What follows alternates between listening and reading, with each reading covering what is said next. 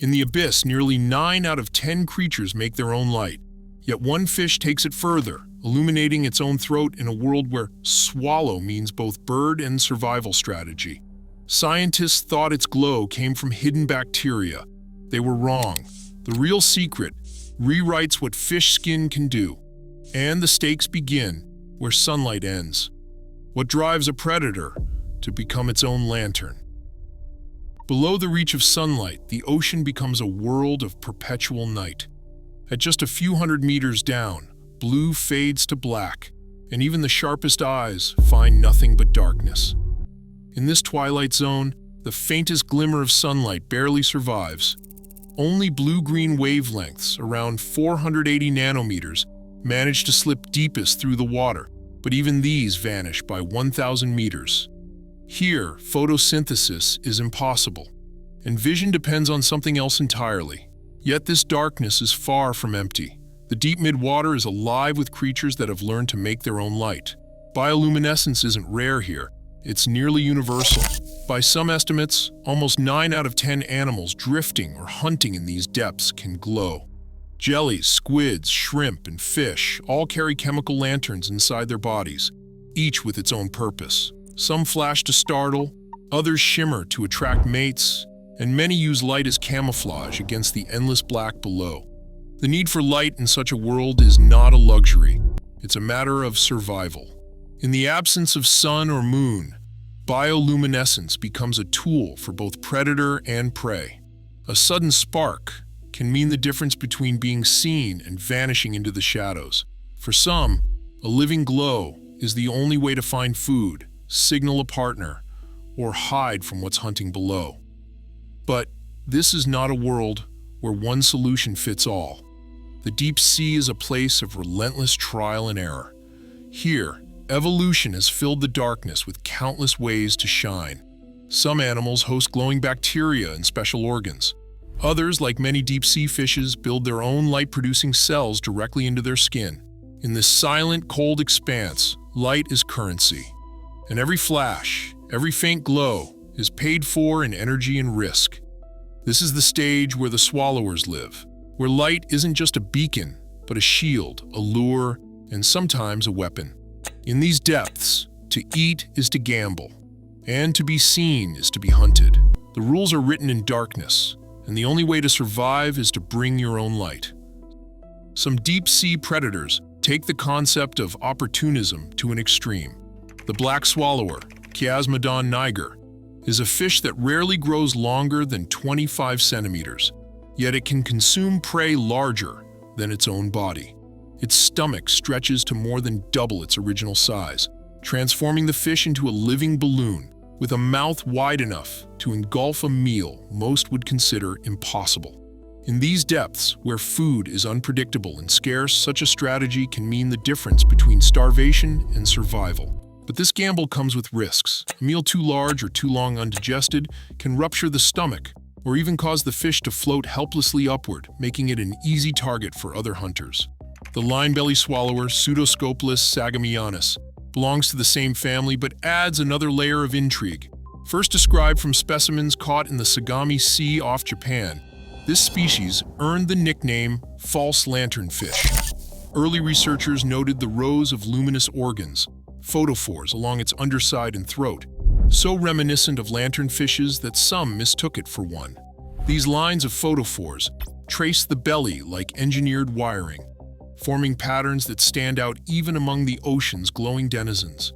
The arrangement isn't random. The lights cluster along the shadowed parts of the body, the belly, the throat, the places most vulnerable to upward-looking predators. In the open water, a fish's outline is a liability. Anything that breaks the uniform blackness above is a beacon for hungry eyes below. The linebelly swallower's lights serve as a kind of living cloak. By matching the faint blue-green glow filtering down from the surface, it erases its own shadow, blending into the dimness. This strategy, called counter-illumination, is widespread in the twilight zone, but the linebelly's precise throat-tracing lights hint at something more specialized. The visual effect is striking. A row of tiny lanterns illuminating the path from mouth to belly. For a fish built to swallow prey whole, Lighting the entrance is more than a flourish. It's a survival tactic, honed by generations, in a world where being seen is often the last mistake a fish ever makes.